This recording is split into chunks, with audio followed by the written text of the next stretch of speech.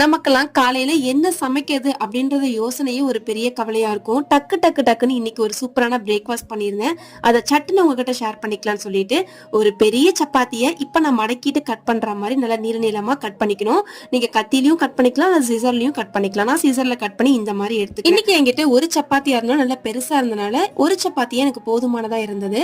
இத நல்லா நீள நீளமா கட் பண்ணிட்டு, இப்ப இங்க இன்னொரு பாத்திரத்துல கொஞ்சமா நல்லெண்ணெய், கடுகு, கடலை உளுத்தம் பருப்பு இருந்தா போட்டுக்கோங்க. பெரிய வெங்காயத்தை பாதியா கட் பண்ணி குட்டி குட்டியா சாப் பண்ணி இதுல ஆட் பண்ணிக்கிறேன். இப்ப கொஞ்சமா உப்பு, 2 வரமிளகா கார தகுந்த மாதிரி. வெங்காயம் நல்லா வதங்கினதுக்கு அப்புறமா ஒரு 2 முட்டை இதுல உடைச்சு ஊத்திக்கிறேன்.